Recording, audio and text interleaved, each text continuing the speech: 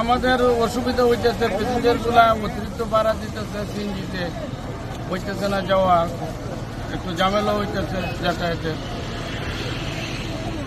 বাস না পাওয়াতে আবার আমরা সিএনজিতে যাইতাম, বহুত কষ্ট হইতাম। আমি বর্তমান অভিজ্ঞ সিলেট লাইনের ড্রাইভার। বাস চলাচল বন্ধ দিকা, হ্যাঁ তারা মৌলিবাজার আমরা আটকে যাতা ব্যবহার করে, অথচ ড্রাইভার দেয় না। আমরা কিভাবে চলাফেরা করতাম, হ্যাঁ সরকারের কাছে উঠি আমরা আবেদন।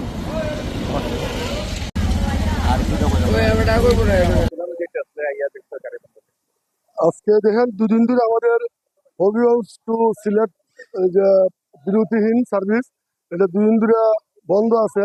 এতে আসলে আমরা যারা সাধারণ যাত্রী আমরা আসলে দুর্ভোগের মধ্যে আছি এবং সমস্যার মধ্যে আছি। দেখেন আজকে আমি মৌলিবাজার আমার ডিউটি, একটা জরুরি কাজে যেতে হইতেছে, কিন্তু আমি ওই বিরতিহীন না যাওয়া টাকাতে আমাকে সিএনজি ব্যবহার করতে হইতেছে। সেখানে আমাদের যেমন আর্থিক দুরবস্থার মধ্যে পড়তেছি, আর্থিক ক্ষয়ক্ষতির মধ্যে পড়তেছি, তেমনি আমাদের সময় অপত হইতেছে। সেই হিসাবে আমি কর্তৃপক্ষ আছে আকুল আবেদন জানাবো, আপনারা যত দ্রুত সম্ভব আমাদের ভোগান্তি থেকে রেহাই দিবেন। ধন্যবাদ।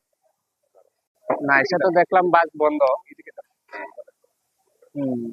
এসে যা পরিস্থিতি দেখলাম বাস বন্ধ। এখন তো আসলে আমাদের অন্য উপায় যেতেই, হয়তো ভাড়া অতিরিক্ত লাগতে পারে। আসলে আমি যাবো নতুন ব্রিজ, এসে দেখতেছি যে নতুন ব্রিজের যে বিরতিহীন বাসগুলো চলাচল করতো এগুলো বন্ধ। তো এখন আমাদের অন্য উপায়ে যাইতে হবে, হয়তো ভাড়াও বেশি লাগতে পারে অন্য উপায়ে। দেখি আর কি করা যায়।